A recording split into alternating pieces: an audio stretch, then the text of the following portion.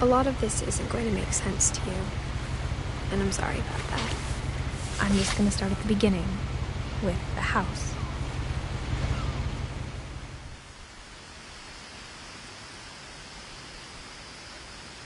Someone had put up a chain link fence, but it looked like I wasn't the first person to hop it. My brother Milton disappeared when I was 4. It was like the house just swallowed him up.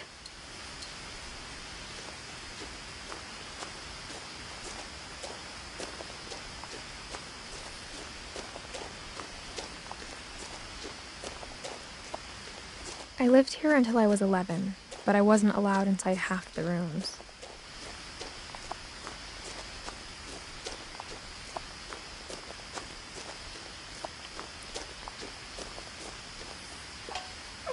Inside the mailbox were bills from 7 years ago, marked urgent, open immediately.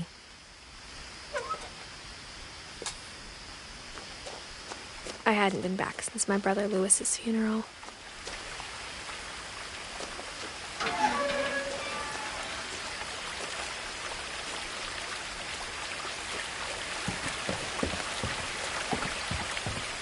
In her will, my mother left me a key, but didn't tell me what it unlocked. Maybe she thought I'd know, or she thought that the mystery would be enough to bring me back.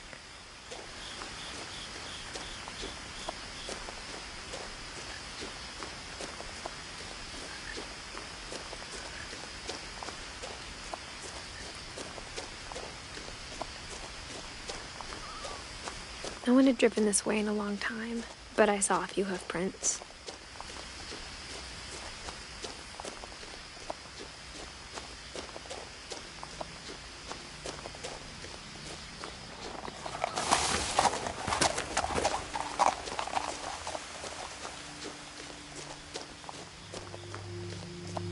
The truth is, even after I inherited the house, I never thought I'd come back to it. But now I had questions about my family that only the house knew the answers to.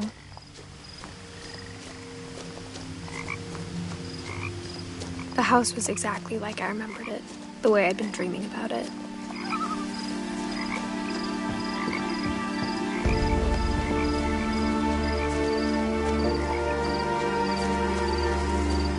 As a child, the house made me uncomfortable in a way I couldn't put into words.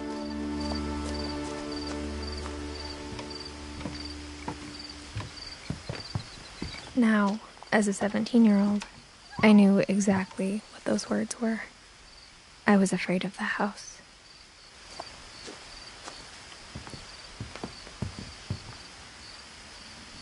I hoped the key might unlock the front door. It didn't.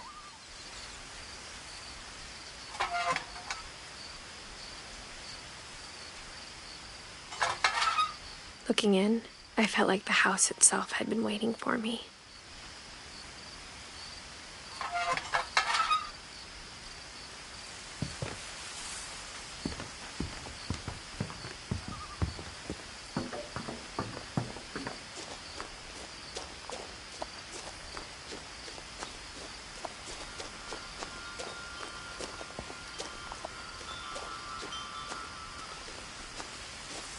The house felt like it had always been here.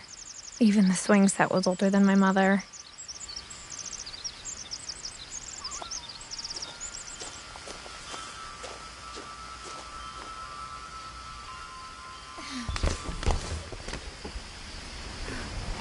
Crawling through the doggy door used to be a lot easier when I was 11.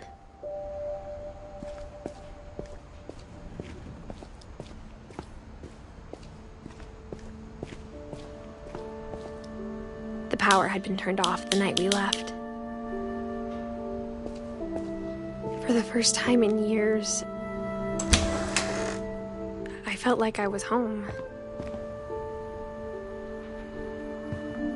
But instead of a family, there were just memories of one. Like how after Lewis started working at the cannery, we all got sick of eating salmon.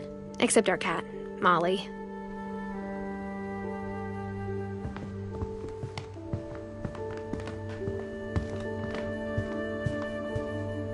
The table was still a wreck from the night we left.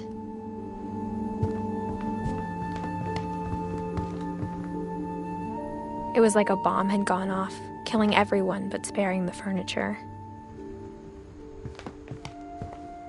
My mom was the only one of us who could imagine Great-Grandma Edie living in a nursing home.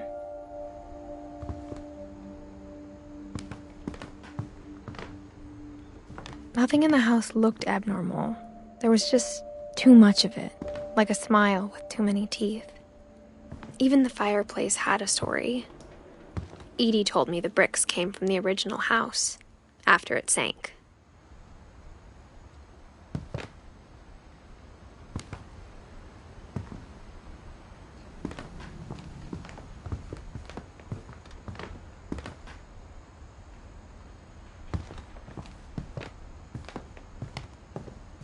Mom always told me to stay out of the basement, so I wasn't too surprised when the key didn't fit.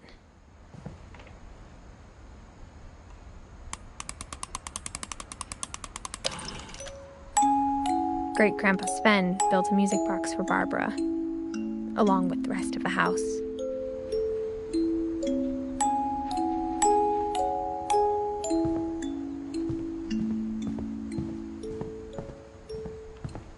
My mom wasn't much of an optimist, but she never stopped believing that my brother Milton was alive.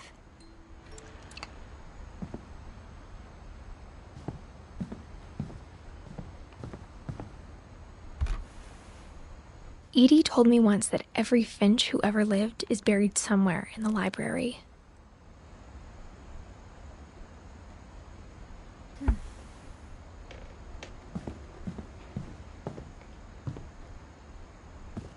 After Milton disappeared, Mom sealed up all the bedrooms. Then Edie retaliated and drilled peepholes.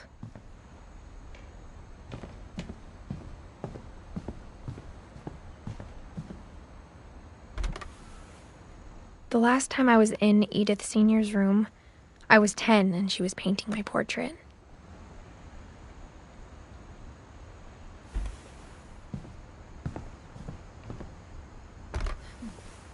As a kid, I just assumed every house had peepholes and sealed rooms you weren't allowed inside of.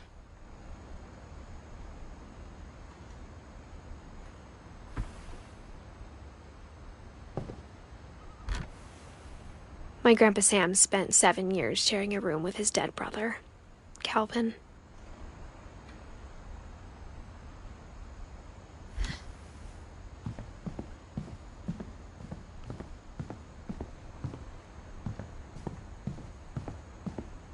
Whenever people ask me about my family, the first thing they always want to know about is Barbara.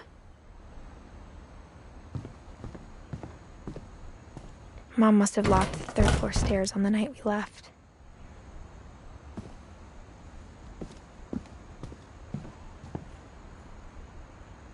Edie's father, Odin, built the original house.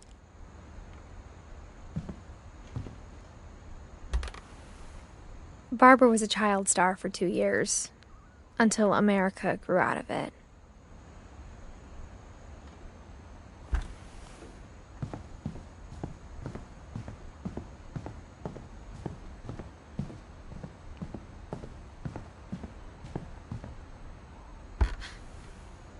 Molly always seemed like a girl I could imagine being friends with, if she hadn't died in 1947.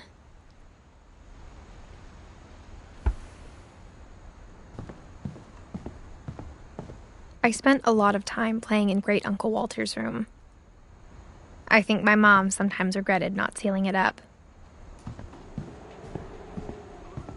Lewis told me there were secret passages, but I never believed him.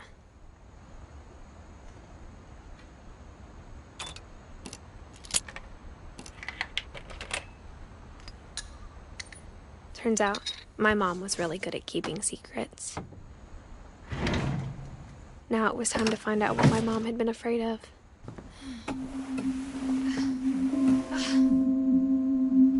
Reading this, maybe it sounds like I had a plan. But I had no idea what was behind that door.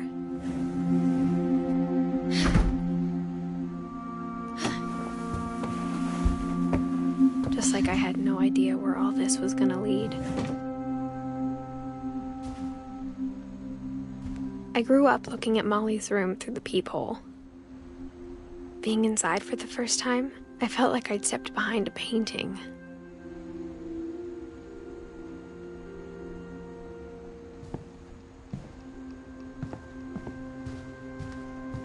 I got the sense Edie had spent a lot of time here, before my mom sealed the doors.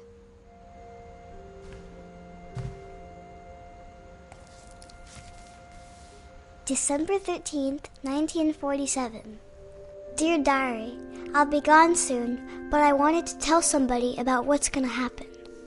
It started when Mom sent me to bed without dinner.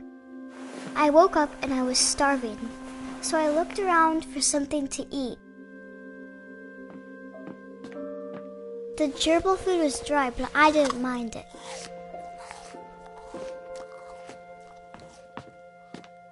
My Halloween candy was all gone.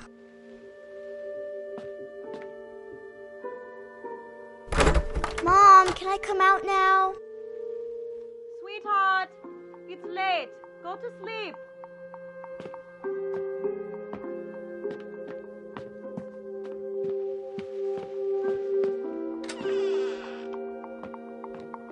I kept eating and eating.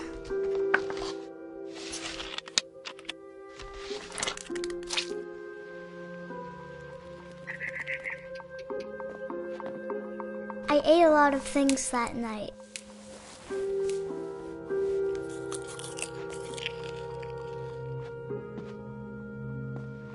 Then I heard chirping outside my window. It was a barn swallow going back to her nest. I reached out for her.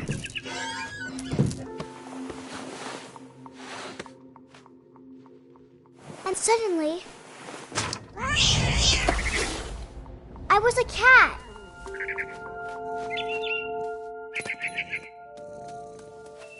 I tried to be quiet, but the bird was really scared.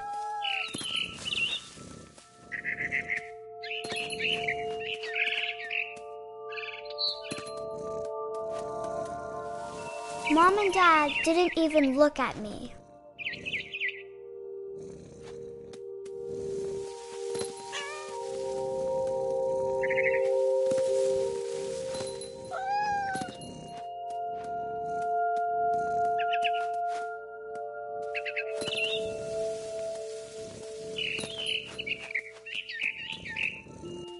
I jumped and I almost got her.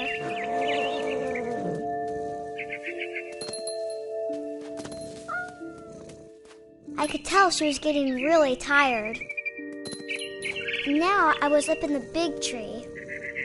I promised Dad I wouldn't climb it anymore. All I cared about was eating that mama bird.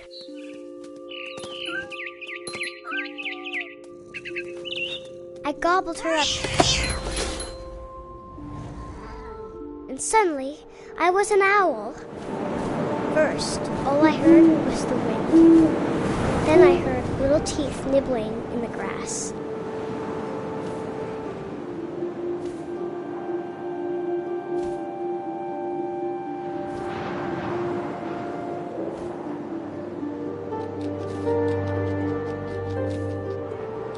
Rabbits.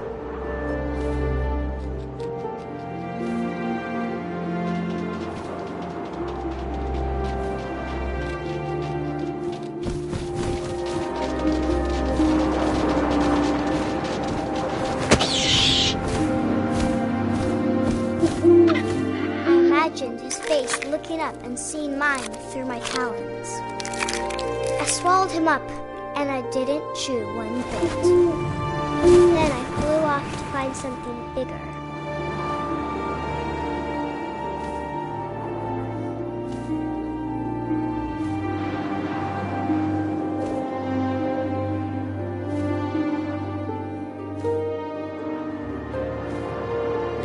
A mama rabbit.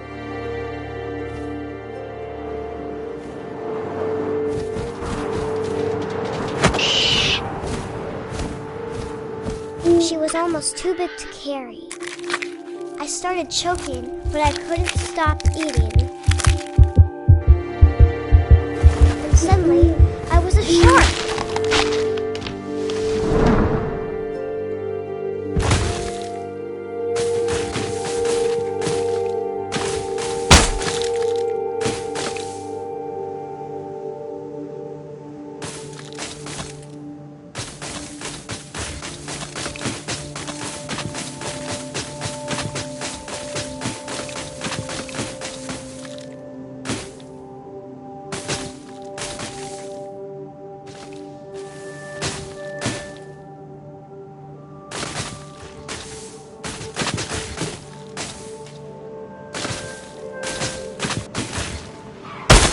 I rolled off a cliff and into the ocean. Now, I was hungrier than ever.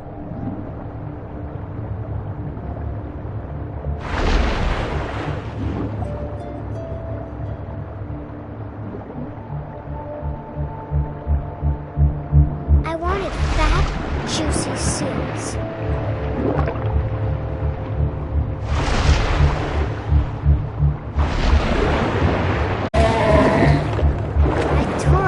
Flipper, and it tasted really good.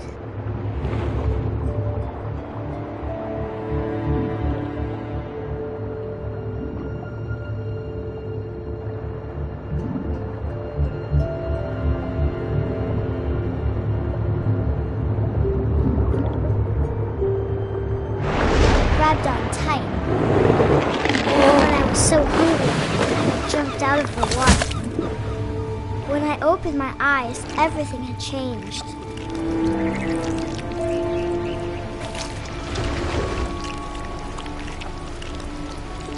Now I was a monster, and I smelled people everywhere.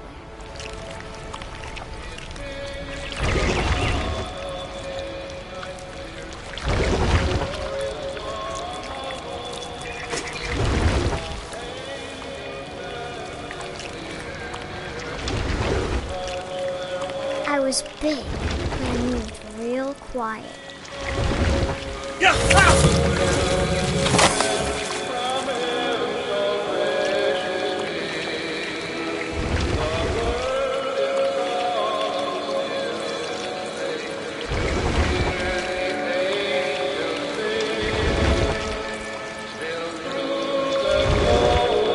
I wanted to stop, but also I didn't.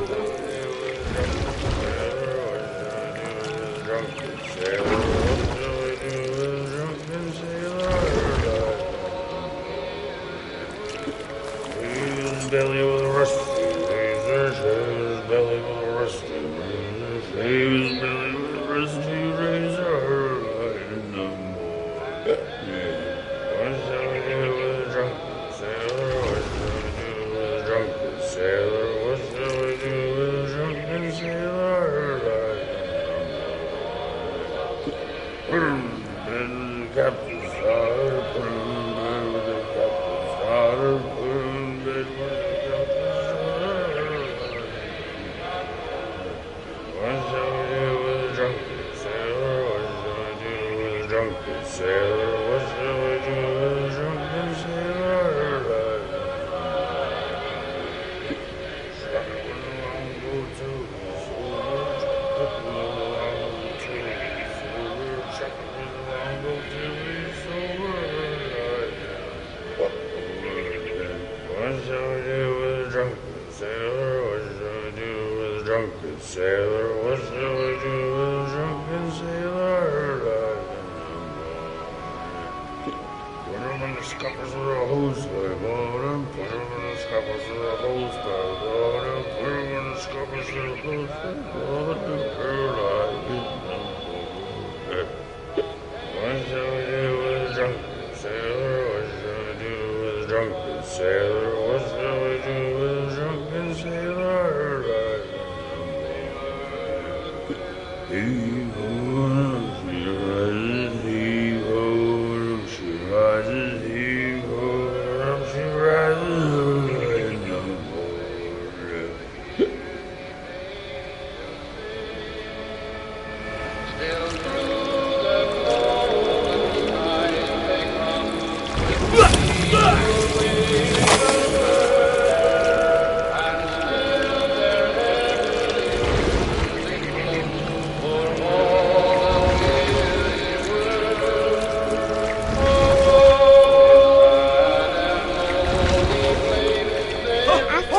Passenger, I was still hungry, and to cross the water I smelled something new, something I had to have, so I swam towards it.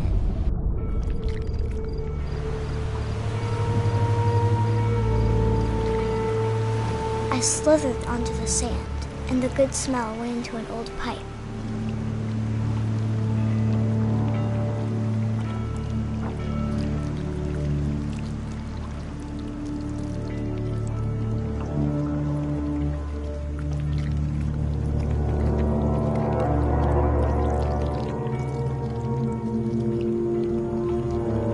closer and closer.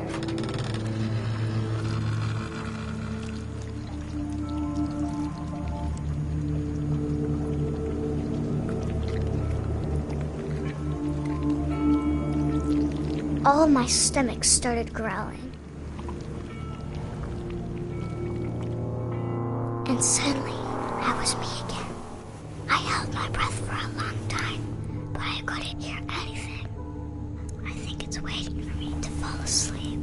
But it's not going to wait much longer. It needs to feed, and we both know I will be delicious.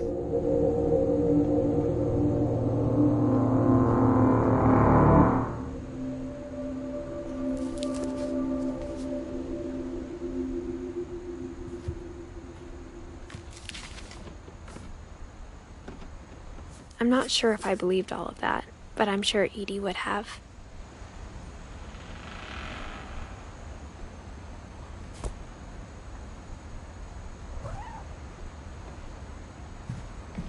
I can't describe it, but I felt like some part of Molly was still here.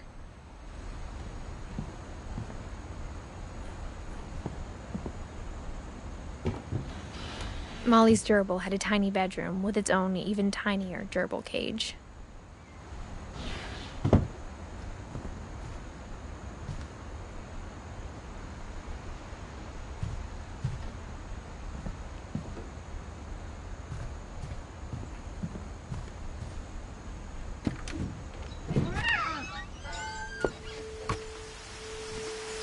This will be obvious later, but my mom never told me any of these stories. Edie would have, but Mom didn't like bringing up the past. Though, when we adopted a stray kitten, she was the one who named it Molly.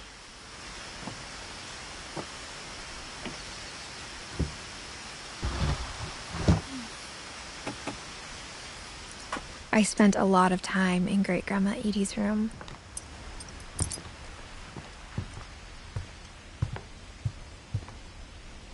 We got along, and it was a good place to hide from my mom.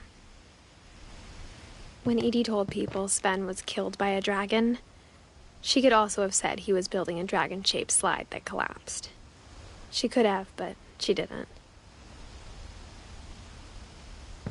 Even in her 90s, sometimes Edie seemed a lot younger than my mother.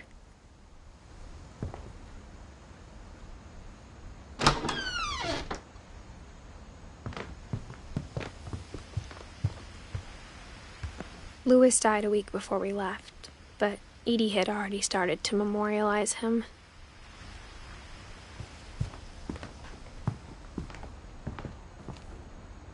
Her room was like a museum.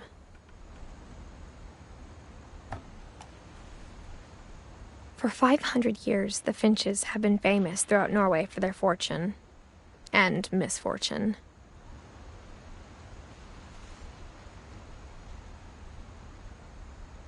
Odin Finch buries the latest victims of the family curse, his wife Ingeborg and their newborn son, Johan. On January 7th, 1937, he set sail with his family and his house, hoping to leave the curse behind. But 40-foot waves off the coast of Washington send the house and Odin's daughter Edie, with husband Sven and baby Molly, step ashore on their new home, Orcas Island. Odin Finch is the first to be buried in the new family cemetery. His daughter Edie is already dreaming of a new Finch house.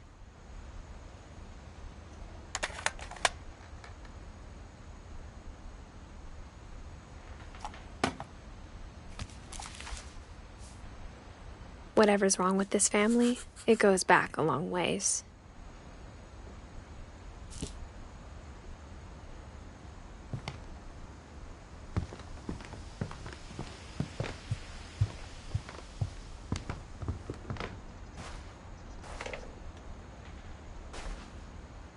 The only trace Grandpa Sam's first wife, Kay, left on the house was the pink bathroom.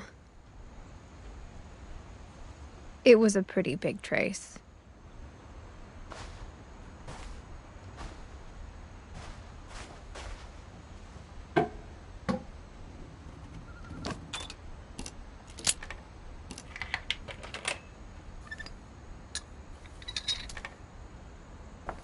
There's a secret in this bathroom. It's in the last place you would look. It isn't in the cupboard. It's hidden in this book.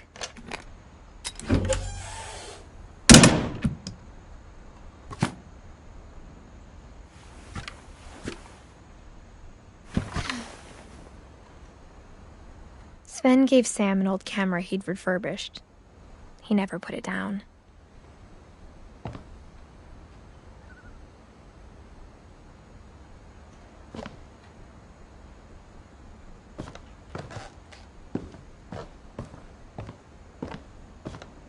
From the paintings on the wall, it was clear my brother Milton had been here before me.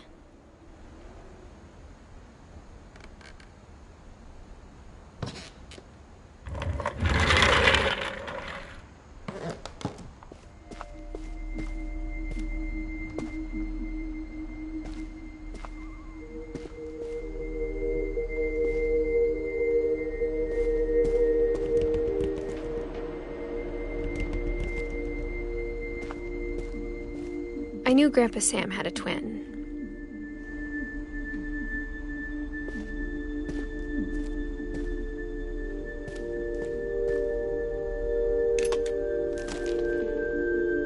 And that he never talked about him.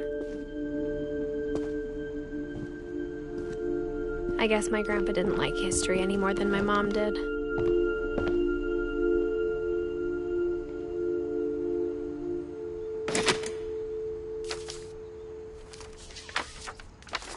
How I Want to Remember My Brother by Sam Finch. The thing I remember is that when he made up his mind, that was it.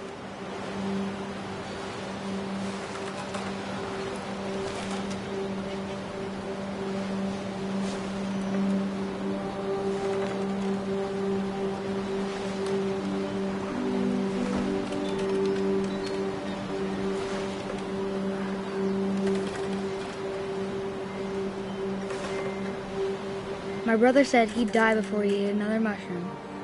And he did.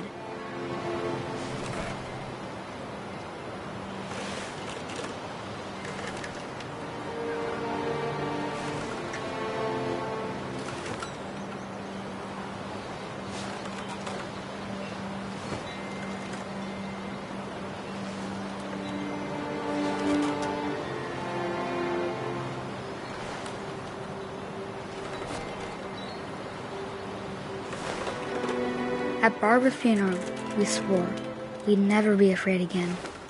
And he wasn't. I think Calvin always wanted to fly.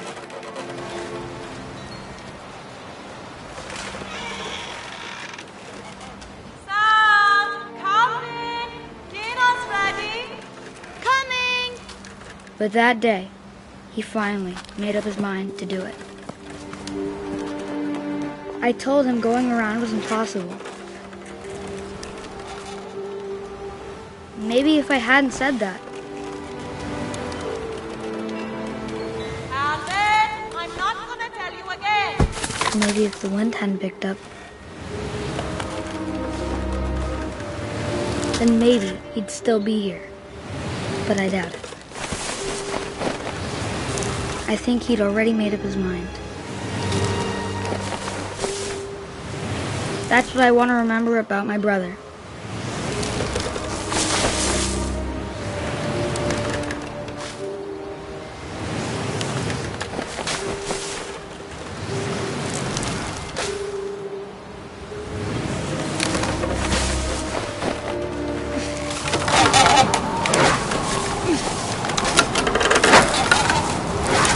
The day he made up his mind to fly.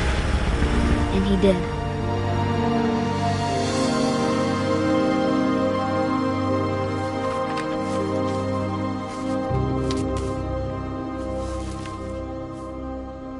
Calvin's story felt strangely familiar. When I was younger, I remember trying to do the exact same thing.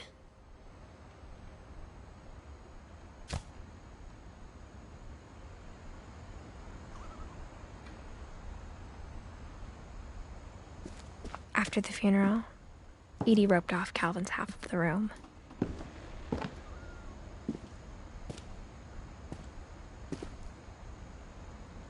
Mom said Grandpa Sam enlisted at 18 and never set foot in the room again.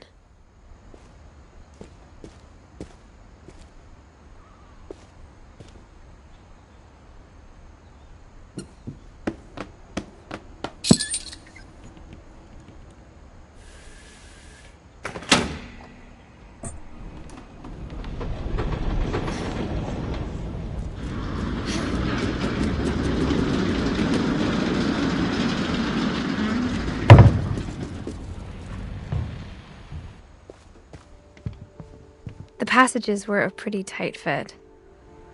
They'd obviously been built for smaller hands and bellies.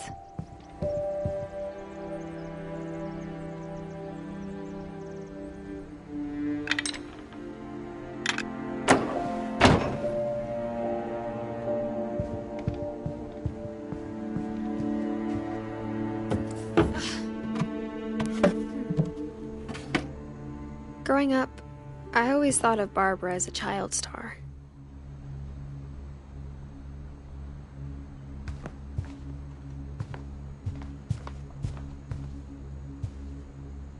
I never thought about how hard it must have been for her afterwards.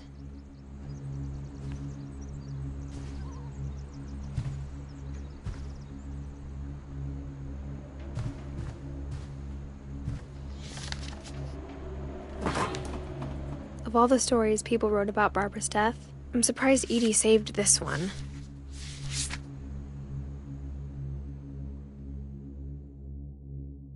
Old Jack here with another ghastly tale inspired by America's most unfortunate family. I'm calling it The Surprise Ending of Barbara Finch. As a child star, Barbara was famous for her scream. Now at 16, she was all washed up. A has-been. But in a lucky break, she'd been asked to perform her signature scream at a local convention for monster movie fans. It was just the boost her career needed. Unfortunately, her scream hadn't aged well. Getting better. I think you just need the right motivation. Her biggest fan and current boyfriend, Rick, was about to demonstrate when... Now that was a great scream. It was Barbara's father, Sven. He'd slipped into a table saw and had to be rushed to the emergency room. So Barbara got stuck babysitting her youngest brother, Walter. Her convention comeback was cancelled. Okay, I'm hearing frustration, but I'm not hearing terror. What if I tried... A gang of hoodlums in Halloween masks have been terrorizing Orcas Island tonight. Police are urging residents to... That came from the basement. You're right! Also, I loved your delivery on that. Why is your basement door locked? Because my dad likes making puzzles and secret passages. There's a key hidden in the music box. The secret is to keep winding and winding until finally the key pops out. Thanks, babe. I'll be back in a sec. 20 minutes later, Rick hadn't returned. Barbara went to look for him, right on cue. She reached for the music box.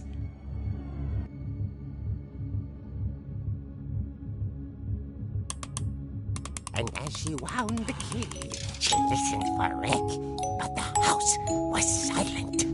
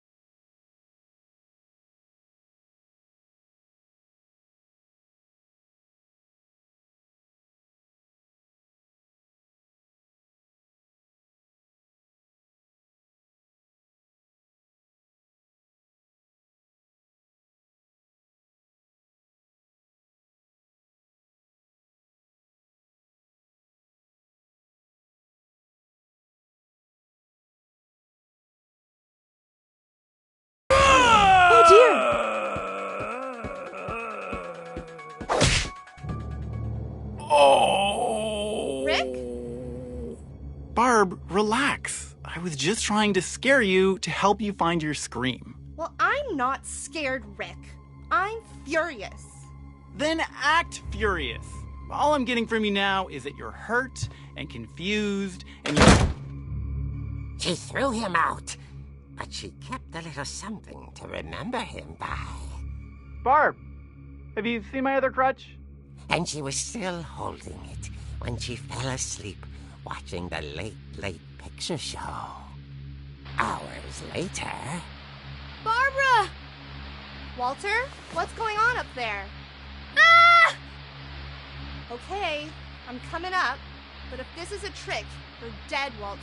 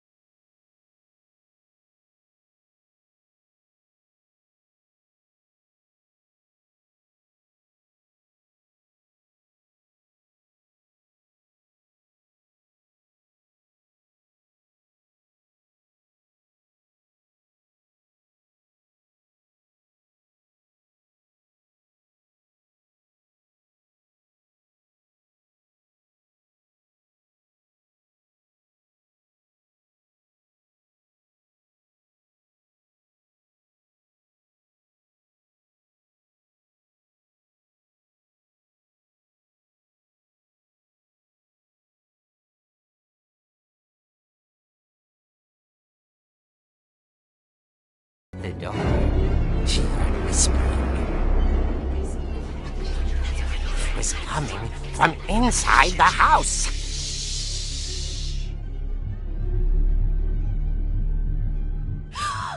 Oh dear.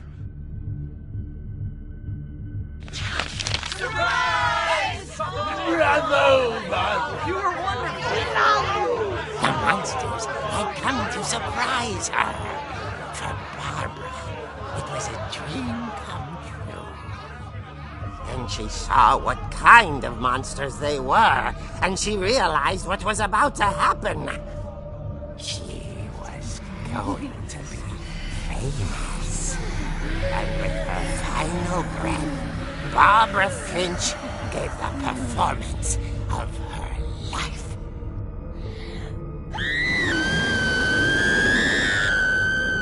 I wasn't there myself, but I hear Barbara was magnificent. Poor girl. She had a taste for stardom. But unfortunately, so did her fans. Of course, the police blamed it all on poor Rick, who disappeared the same night. And little Walter? Hiding under his bed the whole time. He took it all pretty hard, But that's another story. As for Barbara, tucked inside the music box is all they ever found of her. Her ear. Now that's what I call a real eerie tale.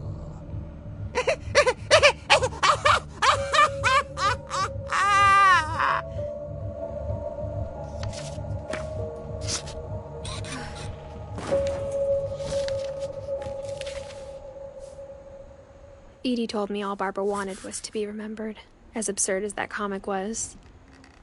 Maybe what Edie saw was a happy ending.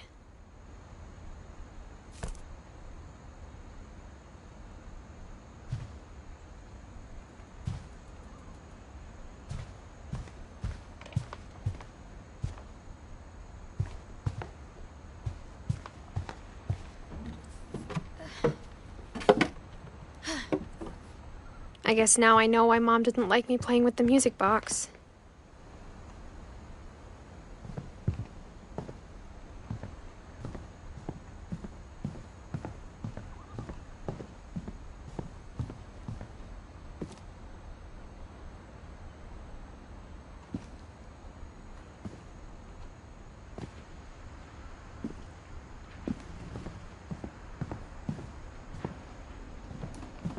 A lot of things got left behind in the whirlwind of that last night.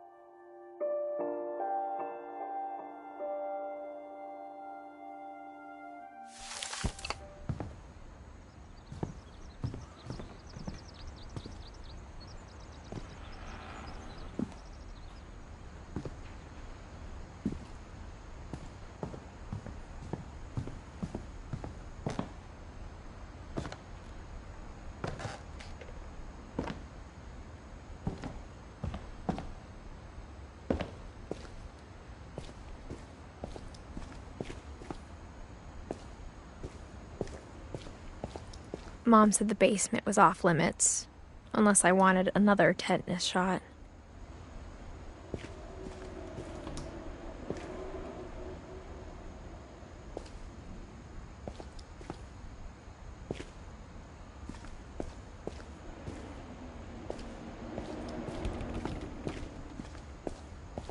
I saw Edie sneak down to the basement once, carrying packages.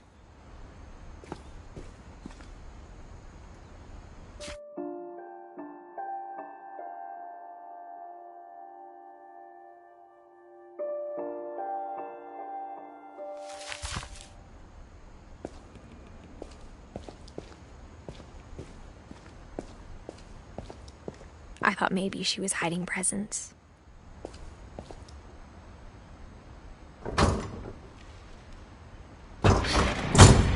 It turned out she was hiding a lot more than that.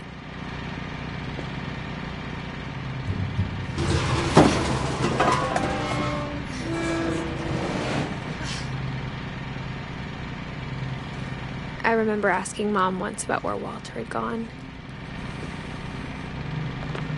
She said after Barbara died, he got as far away as he could. If there's a pattern in all these stories, I think it's that none of us has gotten very far.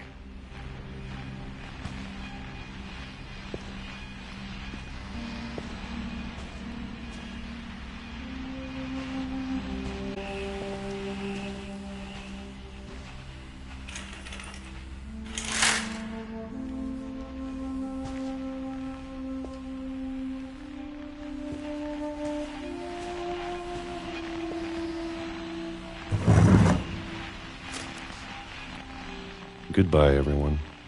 I can't believe I've been down here for 30 years.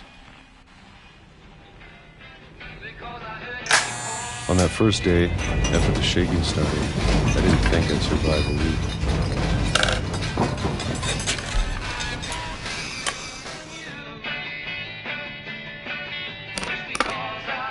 But after a few days, I settled into a routine. That's what kept me sane. Having a schedule, living for today. I always expected to be dead tomorrow. But if you wait long enough, you get used to anything.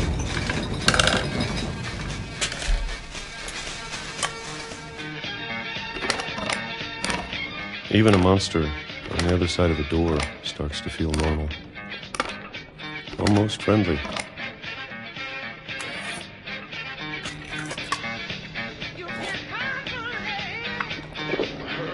And then one day, everything just stopped. Whatever that thing was, it was gone. Maybe it got tired of waiting. Or maybe I just got tired of being afraid.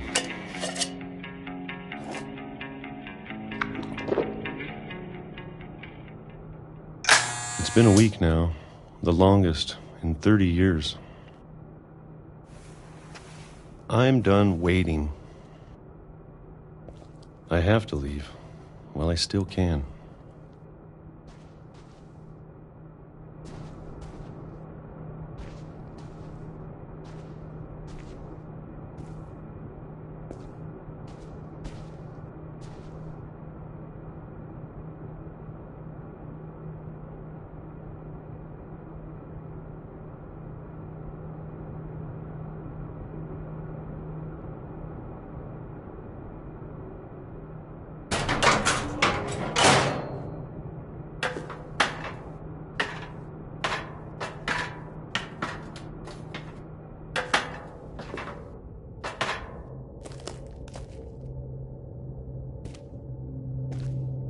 I know it's out there, somewhere.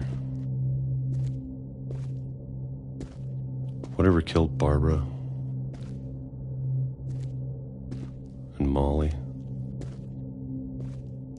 and Calvin. Maybe this is all a mistake. But I need to stop living the same day, even if it kills me.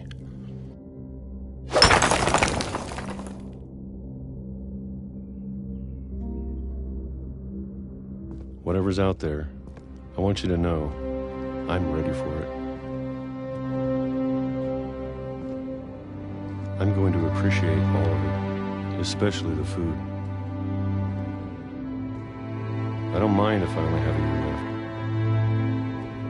left, or a month, or a single week. I'd be happy with one new day. I can already imagine the sun on my face.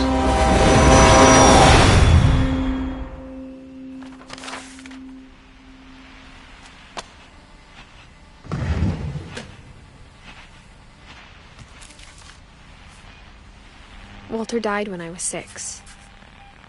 I can't believe my mom never told me he was down here.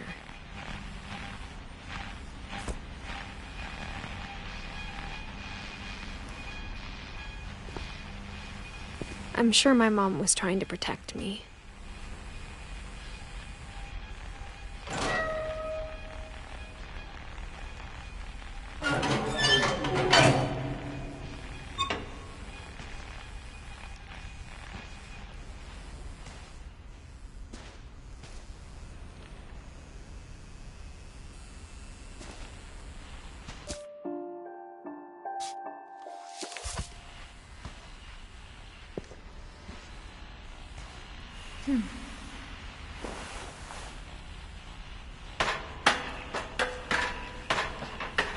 Maybe she was afraid I'd end up like Walter. But if she never told me about an uncle under the house, I can only imagine what else she was hiding. I don't want to make the same mistakes she made. Trying to bury something that's still alive.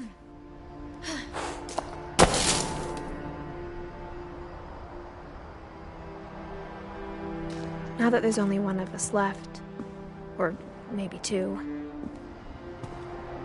I thought it was time I heard the stories for myself and found out what happened to everyone else. But now I'm worried the stories themselves might be the problem. Maybe we believed so much in a family curse, we made it real.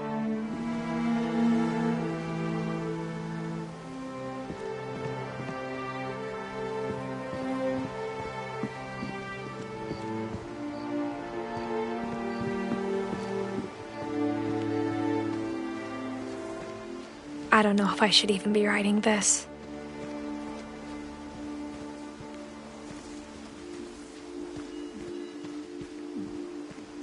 Maybe it'd be better if all this just died with me.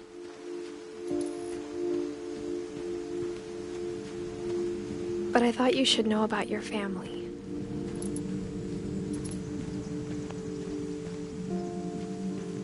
And the history you're a part of.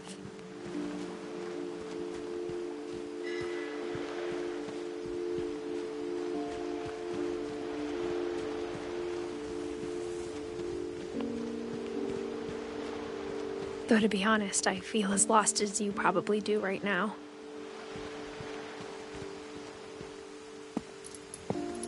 I think the people in these stories believed them, for what that's worth.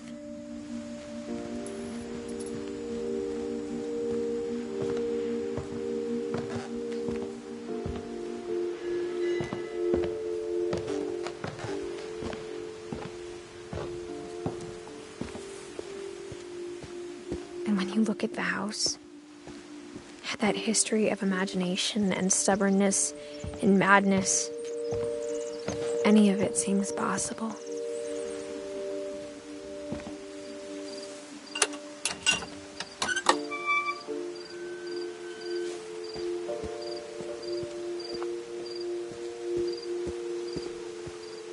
I think we've been surrounded by death for so long, we've just gotten used to it. What kind of family finishes building a cemetery before starting the house?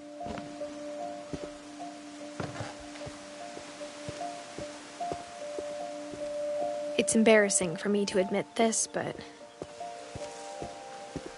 the pet cemetery made me more uncomfortable than the human one. 3 of the gerbils are mine, and 2 had been my fault.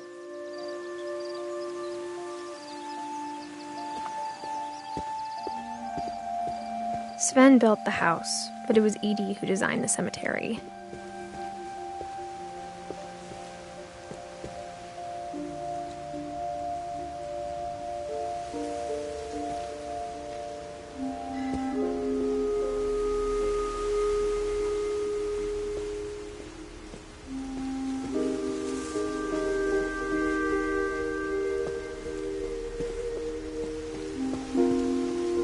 I'm sure Odin's monument had been Edie's idea.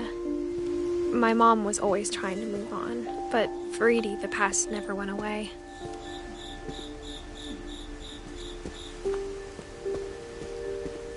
She could see it poking out of the water at low tide.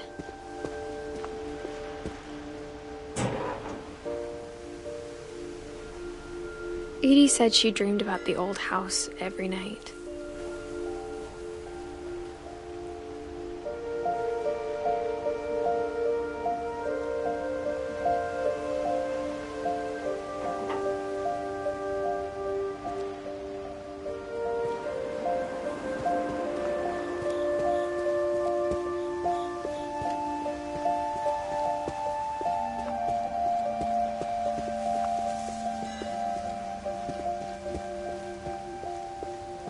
Edie's side was always easier for me to understand. But the older I get, the more I can see where my mom was coming from. She lost 2 of her brothers, just like I did. I get why she tried so hard to protect us.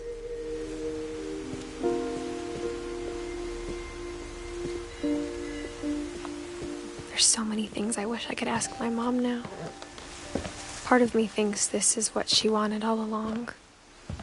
For me to come back someday and find everything out for myself.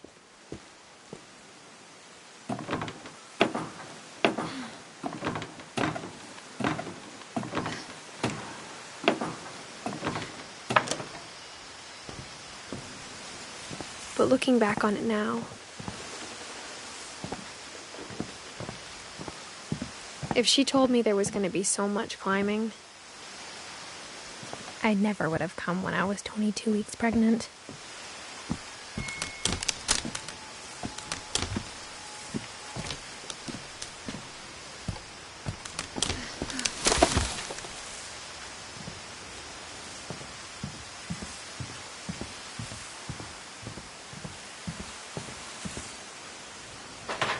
I never met Grandpa Sam, but I think he and my mom had a lot in common.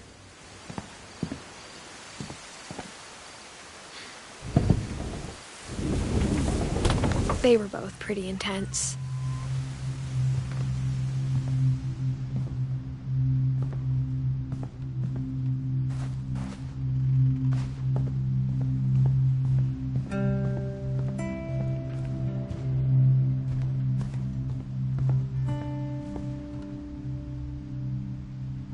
Instead of hiding from death, Sam seemed to go out of his way to meet it.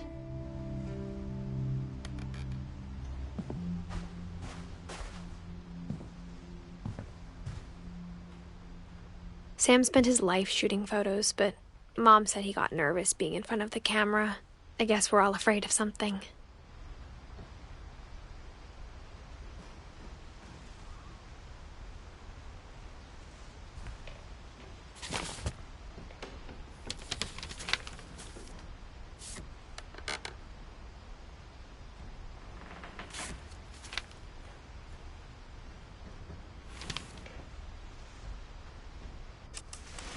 Dawn, I promise, you'll never forget this weekend. Yes, sir. These memories are going to last a lifetime. Am I gonna have to shoot anything? It's a hunting trip, Dawn. Shooting is strongly encouraged.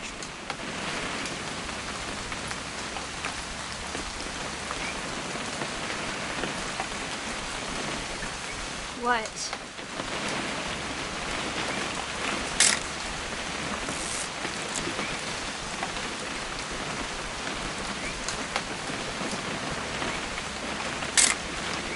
Shouldn't we be leaving? Just want to get a shot of you, Dawn, then we can take off. It's too early, Dad. Perfect. It's gonna rain the whole weekend, isn't it?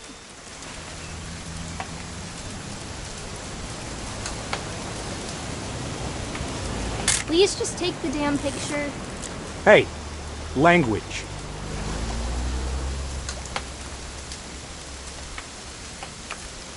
I will never forget this weekend, Dad. That's the spirit. Okay, got it. I'm gonna take some pictures, okay? Just be careful. That camera's older than you are.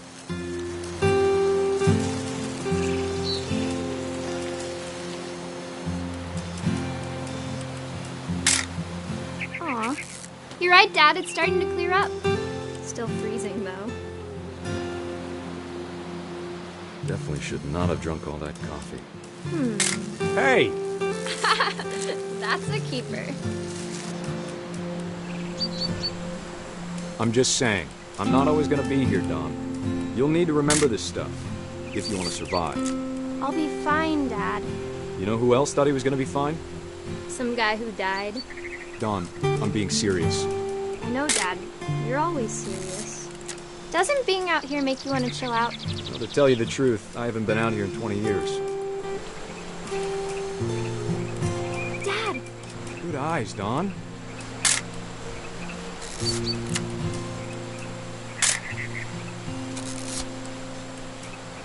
Before you take the shot, let me get a picture of you.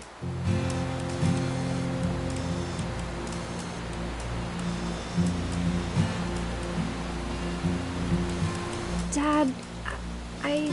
Just breathe. Let me get behind you. Do I have to do this? Dawn, you don't have to do anything. But if you want to survive, you'll need to be strong.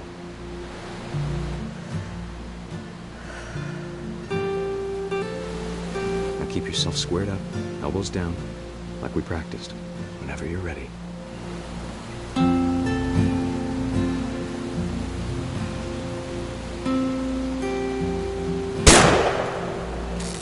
Great shot, Dawn!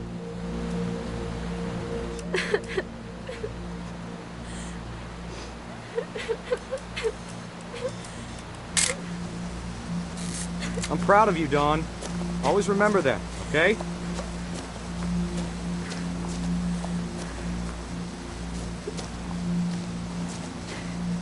Dad, it's twitching. I think That's it's totally normal, Dawn. Just focus on the camera. Try not to think about— Dad!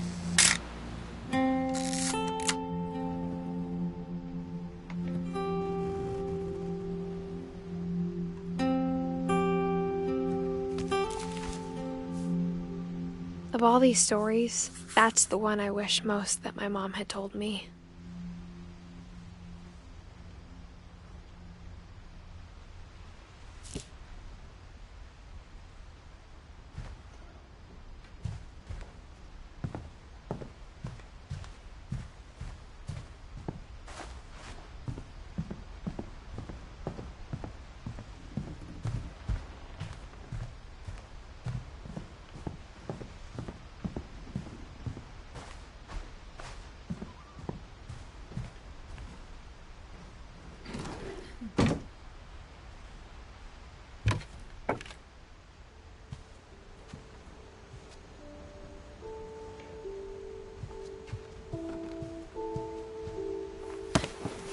After Sam died, my mom and Edie got really close.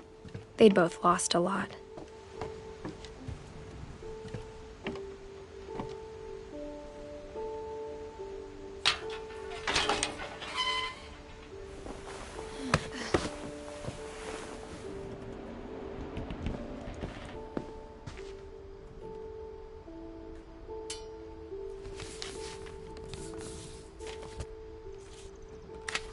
Dear Kay, do you remember the way Gregory used to laugh when he thought he was alone? Like something funny was happening, but only he could see it.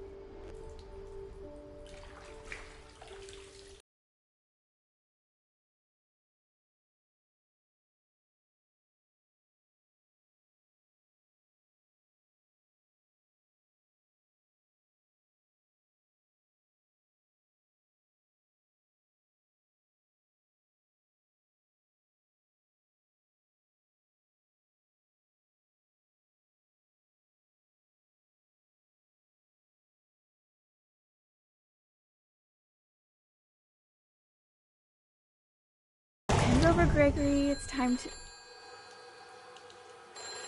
Hold on, sweetie.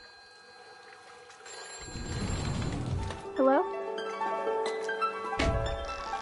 Sam, I told you I don't want to talk right now. I wonder what he saw.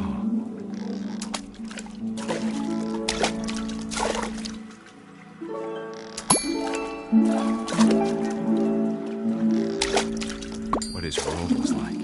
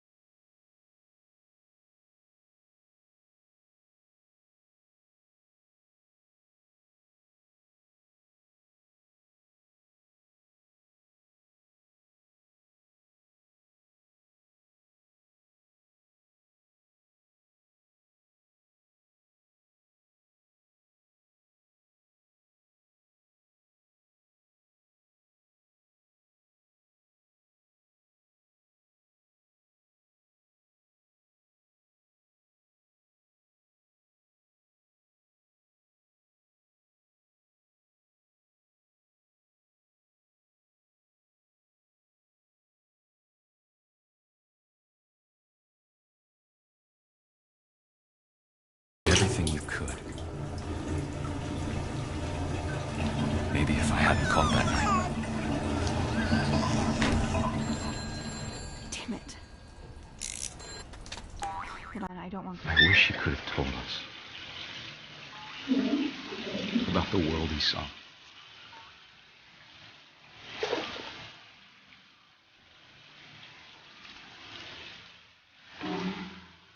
There's so much I don't understand. About Gregory. About everything.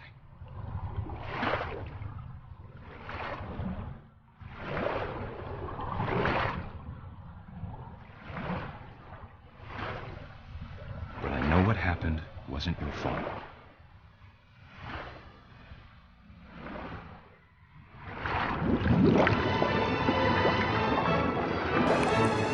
I'm sure he's happy. And he'd want you to be happy too. Good luck, Kay. Love, Sam.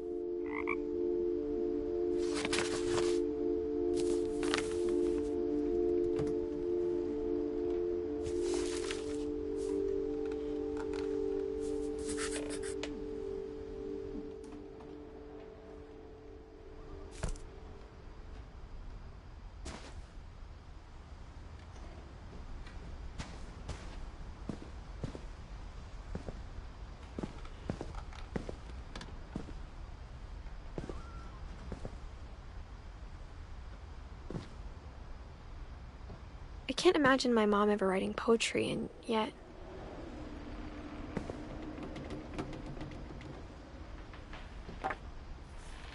A poem for Gus, who always said the wedding was a bad idea. Our father never hit us kids, at least not very hard, before the day my brother said with teenage disregard that he'd be dead before he'd see a wedding in our yard.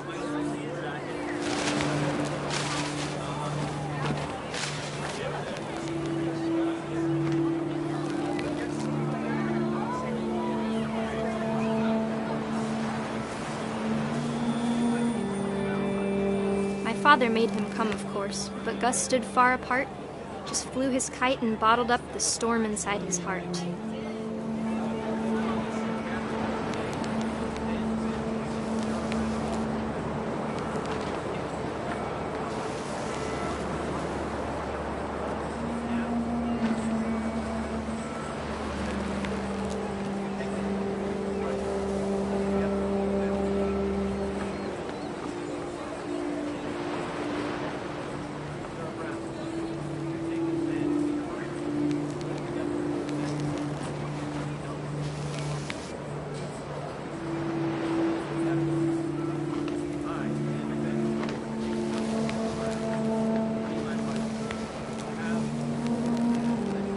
I tried to talk him out of it, but though he'd never met her, we don't need a stepmom were the words that I now remember. pronounce you husband and wife. Make him cry.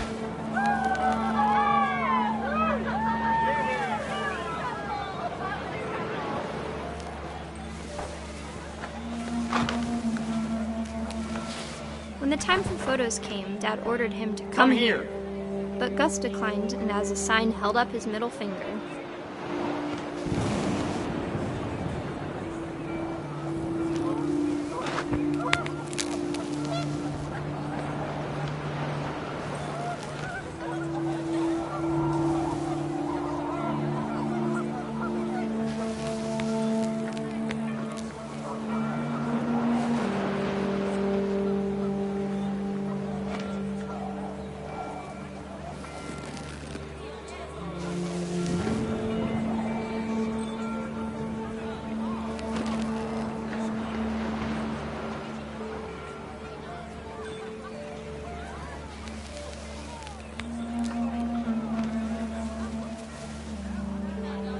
The wind picked up, and panicked geese appeared and quickly went.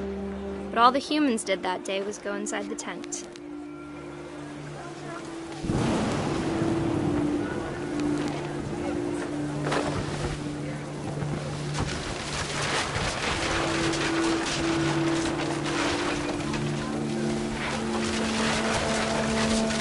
The Rain came down in buckets then, but no one seemed afraid that nature might destroy the tent our dad had crudely made.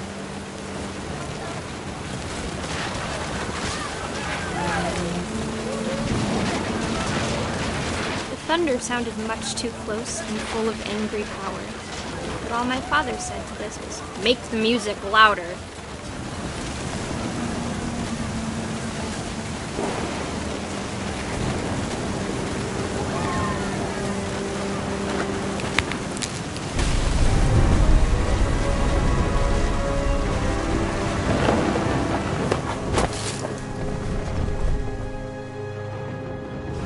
I wish that I could truly say I thought about you on that day. Out there on the beach alone, just you, the wind, the sea, and foam. But I didn't, until we found you.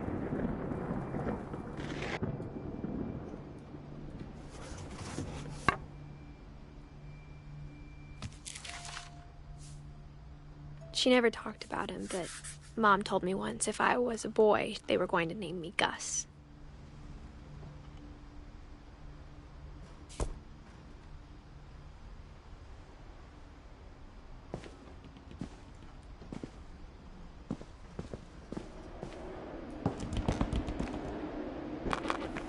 My mom moved up to the loft after her brothers died.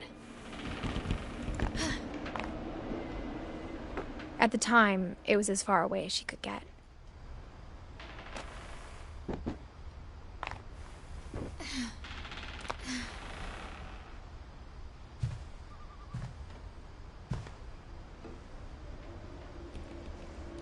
Religion was another thing my mom never talked about, but I think it helped her a lot after her dad died.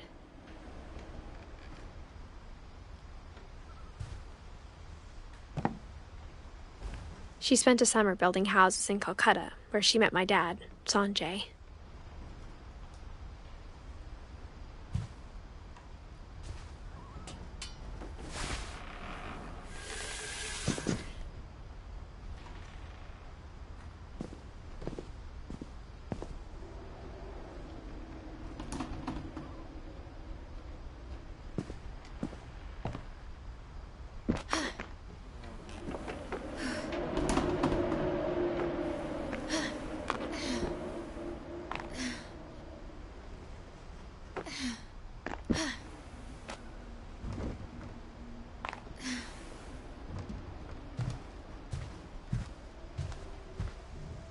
My mom moved to India a week after graduation and got a job teaching English.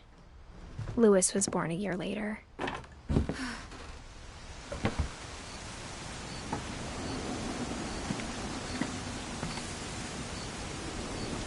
When my dad died, I don't think Mom knew where else to go.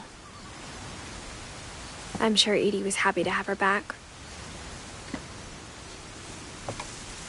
And to see kids in the house again. The house had to get a little bigger, but Edie was used to that.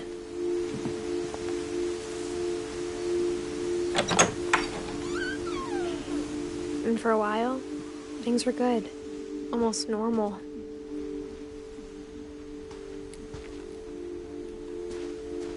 But it didn't last.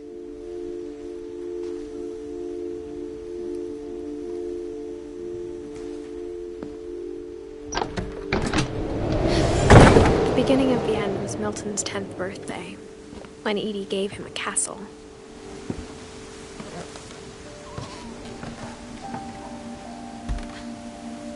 After Milton disappeared, the only thing he left behind was a room full of paintings.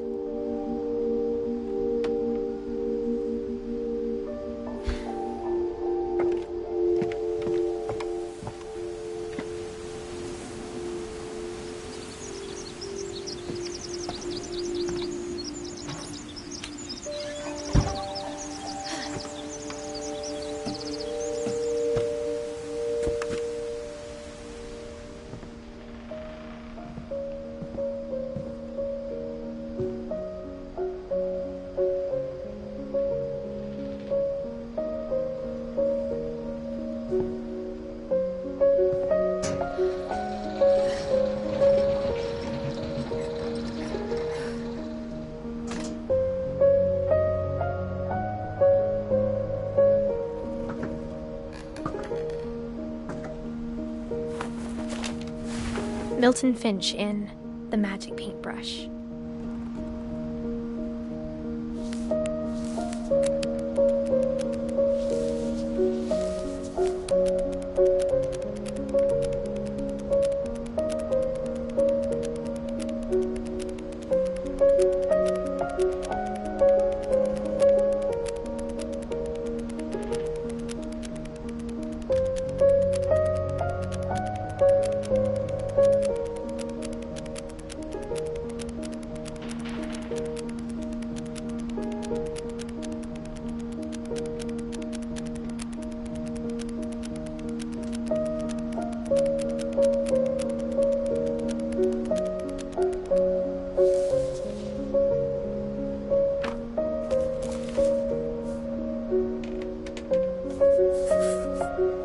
I was 4 when Milton disappeared.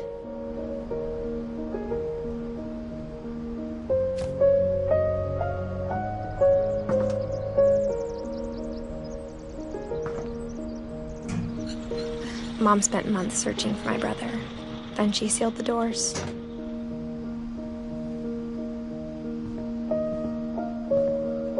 Whatever Milton had found in the house, Mom didn't want it getting out.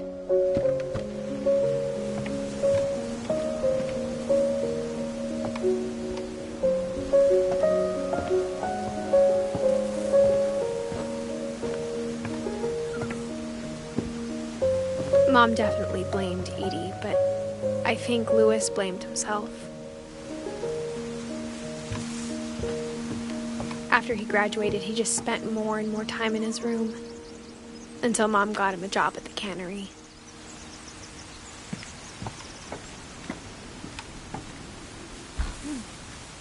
Everyone always told me to stay out of Louis's room, except Louis.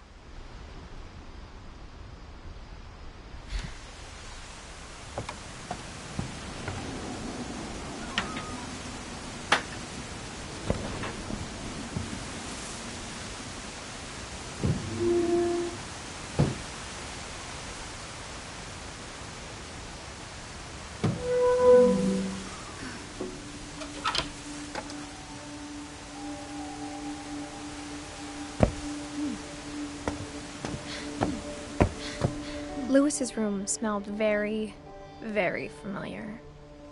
That part of him lived on.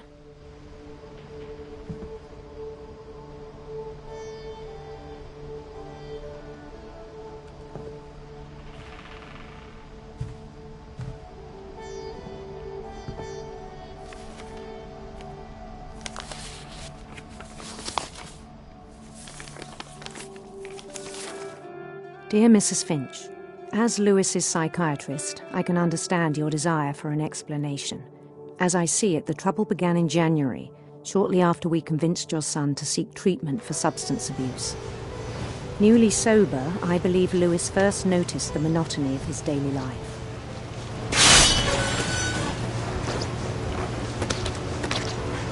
He kept working at the cannery, but he withdrew part of himself. In our sessions, I saw the same behavior. His mind began to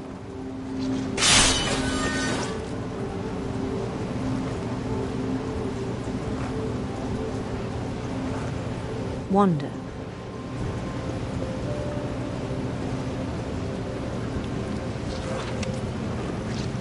I asked him to describe it. He said he started small,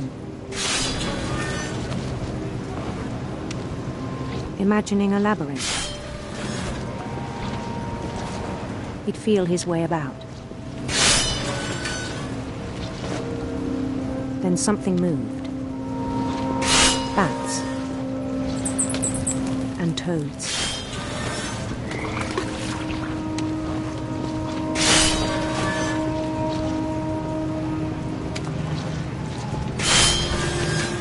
And things that have not names.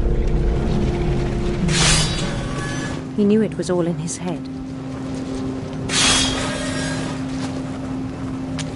But he took it very seriously. I had hoped he'd find himself.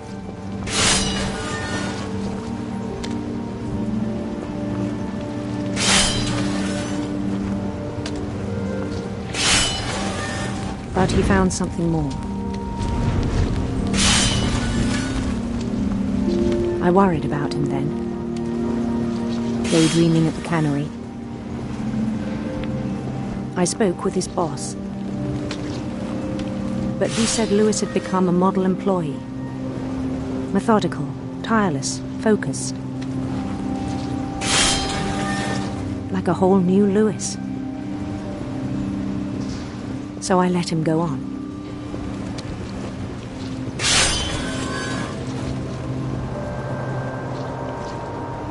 I even encouraged him. It seemed very promising at first. He told me he'd made a new friend.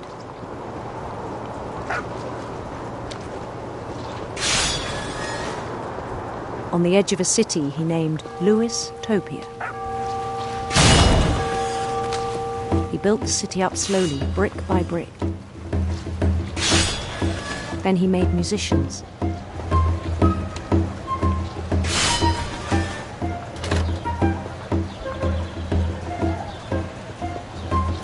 And songs for them to play. He talked about starting a band. And he was always humming something. Every day his imagination grew stronger.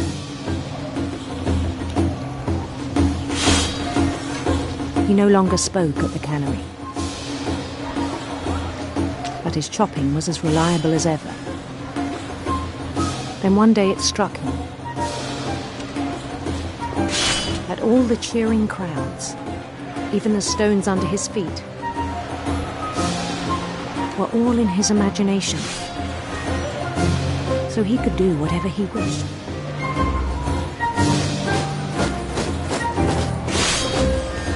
He held an election for mayor, and he won. They begged him to stay, but his mind was already wandering. It became a game for him.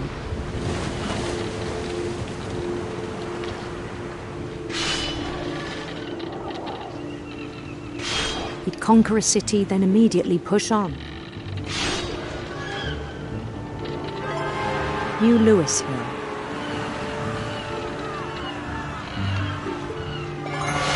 St. Louis. He started drifting away from our reality.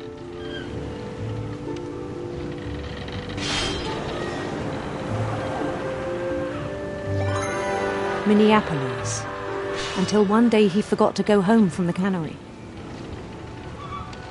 Even as his mother pleaded with him, part of Lewis kept sailing on.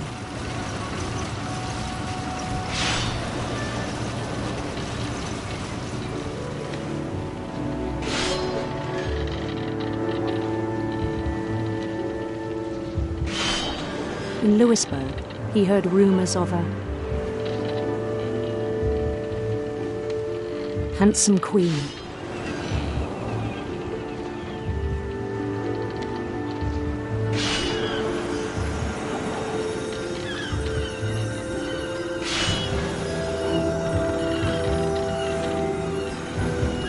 The queen was on her own quest for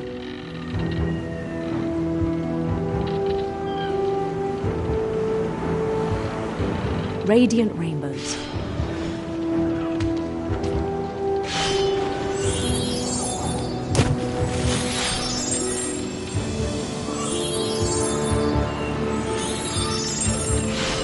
He followed the sound of her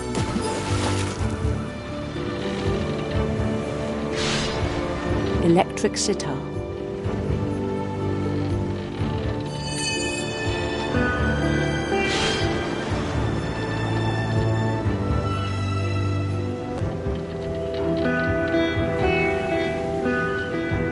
His chase led him to a golden palace east of the sun and west of the moon. Even then, his logic remained sound.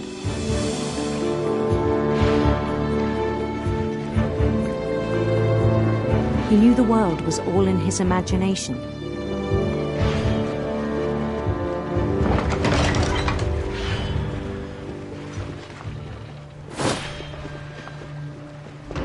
but he was so proud of having created it. In his own eyes, he'd become something greater than a king.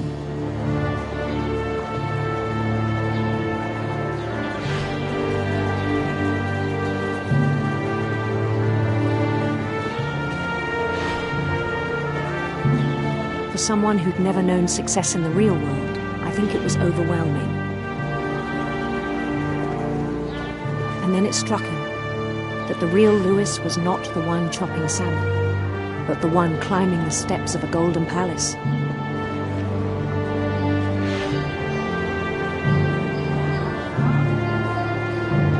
My imagination is as real as my body, he told me. It was hard to argue with him.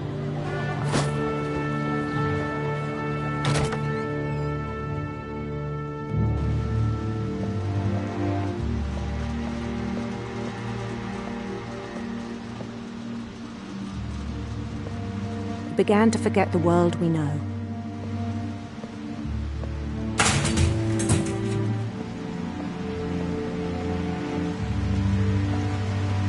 I think it pained him to remember Louis, the cannery worker.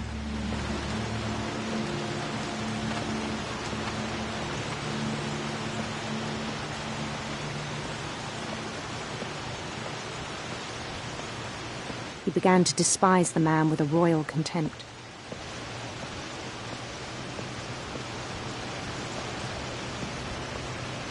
I still thought I could save him.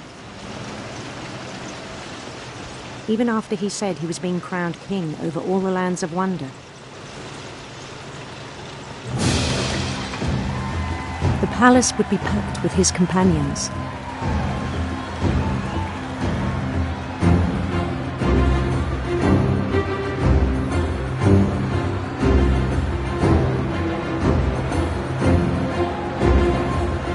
Including the wise Calico who'd insisted on inviting him.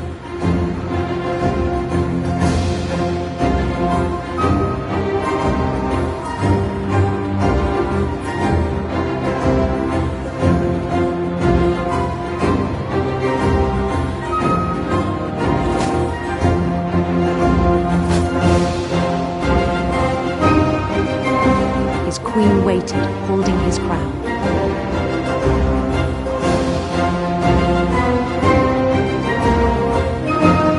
There was only one thing left to do.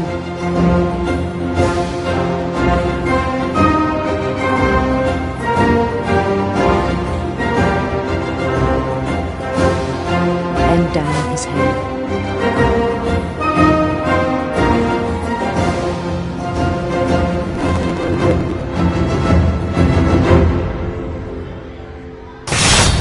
And the rest I think you know. Mrs. Finch, your son was a kind man who will be missed by all of us who knew him.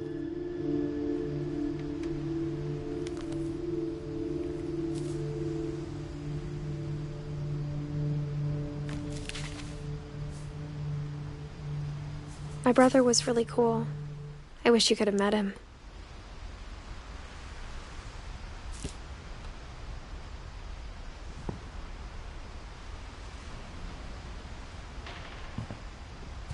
Louis and I spent a lot of time playing games together, but he was surprisingly bad at them. He died a lot.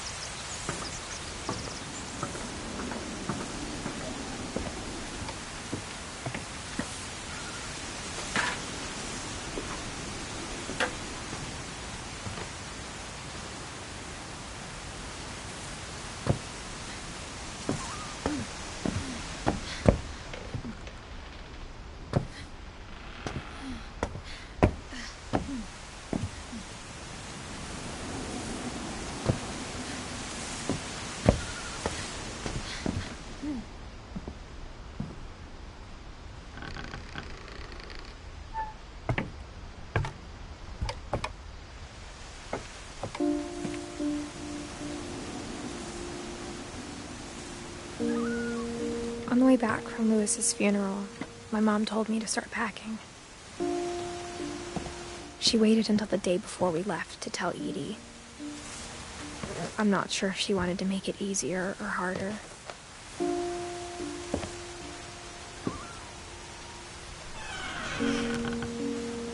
I wish we'd stayed. But I understand why we left.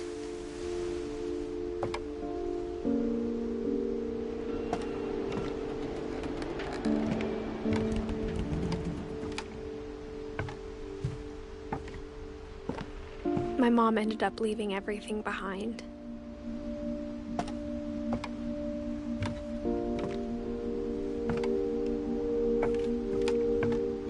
What happened that night had been coming for a long time.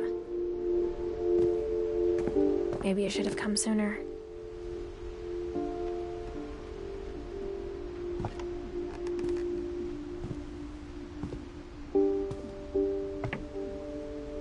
But it had to end one way or another. All that's left now is to tell you about that last night.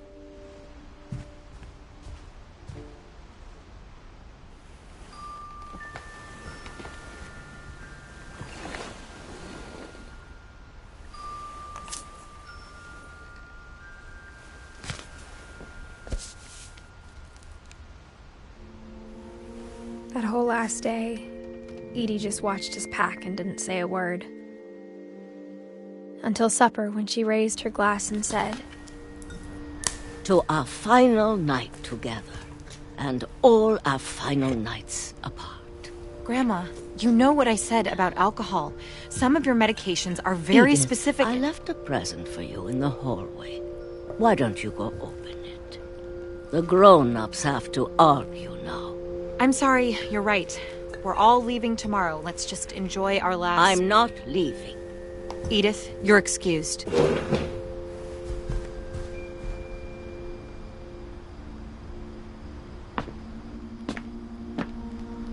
The power had been shut off that morning, but Edie always had plenty of candles. When my mom sealed the library, I don't think she knew about the other entrance.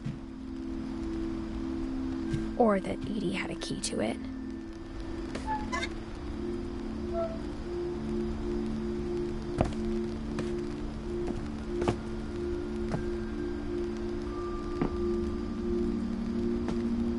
That thing you're afraid of isn't going to end when you leave the house.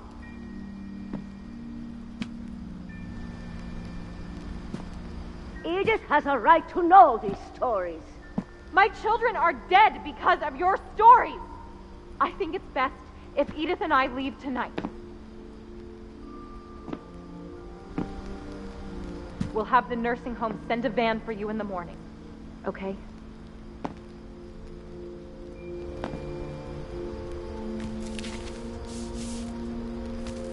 Dear Edith, there's so many stories I wish I could tell you, but there's only time for one. This is about what happened on the night you were born.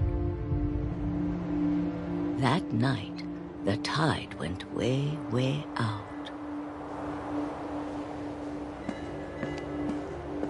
It was the first and last time I ever saw the old house aground.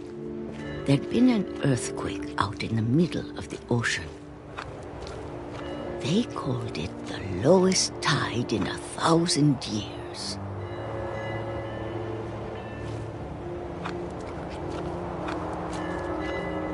God, it smelled awful.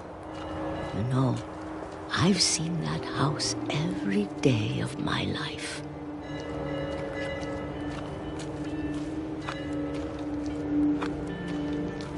But I never thought I'd go back to it. When the fog rolled in, I lost my way.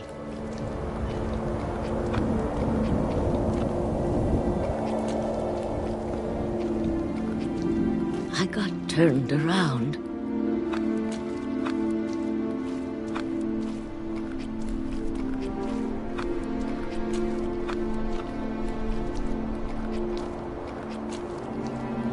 For a while, I wandered.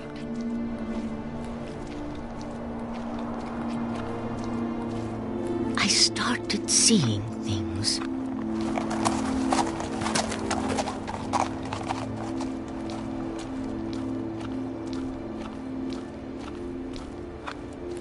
Things I'd forgotten had ever existed.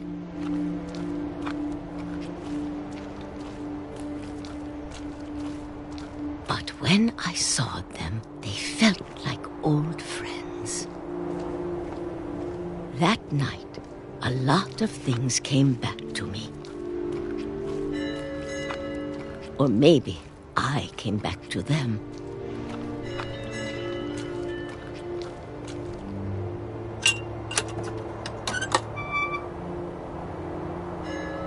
Things I can't explain, but that I need you to try and... Edith, what are you doing in here?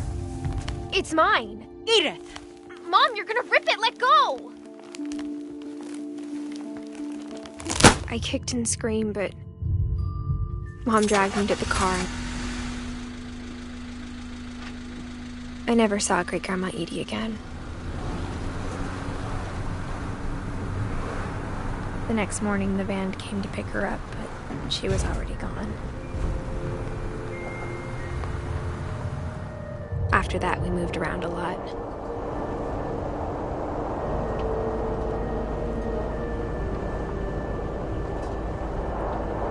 We both tried to make the best of it.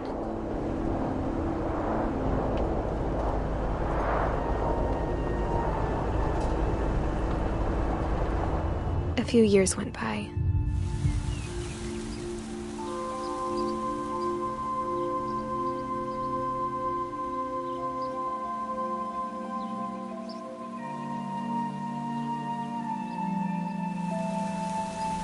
My mom didn't like to talk about it,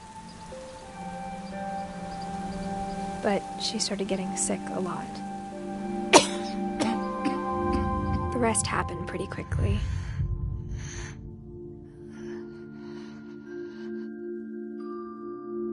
She got better for a while, and then she didn't.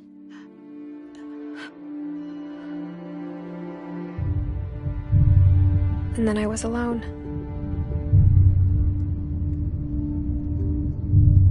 The last finch left alive.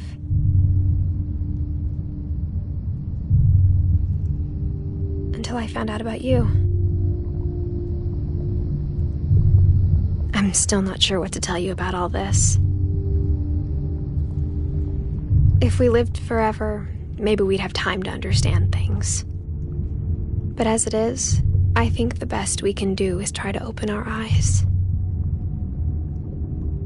and appreciate how strange and brief all of this is.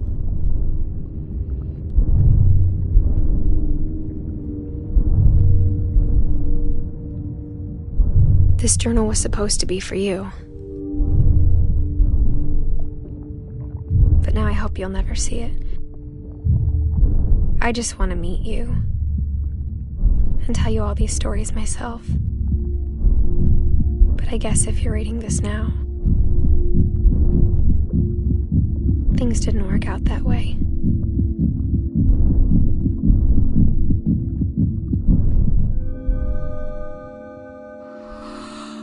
This is where your story begins. I'm sorry I won't be there to see it. It's a lot to ask, but I don't want you to be sad that I'm gone. I want you to be amazed that any of us ever had a chance to be here at all. Good luck.